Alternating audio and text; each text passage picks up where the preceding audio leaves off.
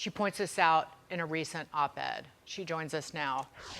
Wai Wah, great to see you. Incredible piece. One of the first things that jumped out in this piece was that parents who grew up in other nations, in China, in the Soviet Union, or even in the Caribbean, when you say grade level proficient, and we are not even grade level proficient, we talked about this yesterday with Steve Forbes, they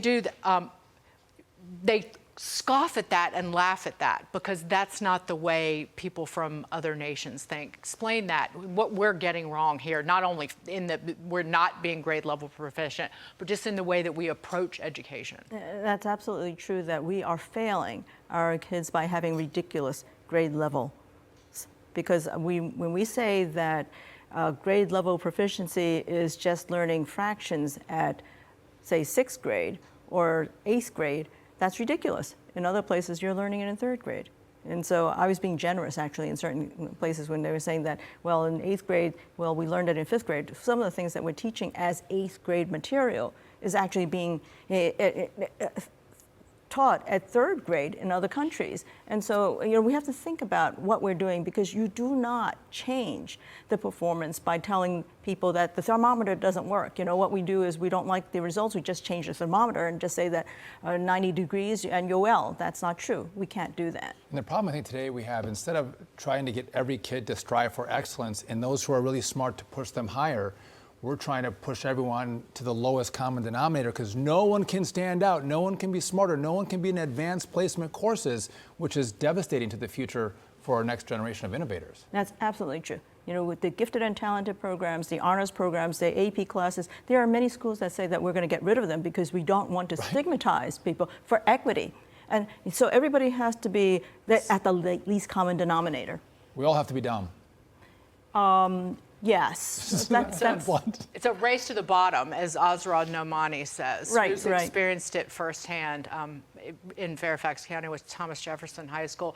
But that only exacerbates an existing problem in the United States. Because we spend, and you point this out in the article, we have the highest per student spending of every country in the developed world. Where did we start? Are we getting it wrong from kindergarten? Pretty much so. I think that if we think about how things work in the world, there are natural laws and then there's wish fulfillment. We can't say that just by having every kid do the same bad schooling, we're going to have better results. That doesn't work. We have to have more competition. We should have families that have a choice as to what they can do with their kids.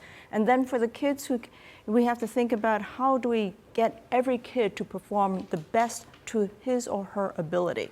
Not every kid is going to become an Einstein. That's the nature of the world.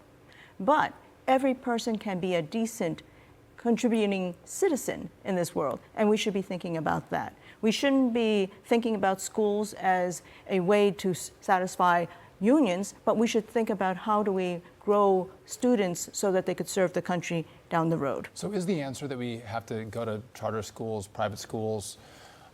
Is that the answer, or do you think the public school system can be fixed? I think that the public school system in certain places can be fixed. I think that certainly we have to start with competition. Yes. Competition does work.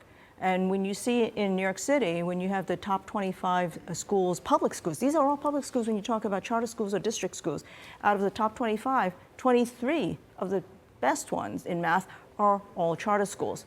And they're the same kids, they're chosen by lottery, they're not chosen by an essay or by tests or any sort of fancy way of getting them admitted.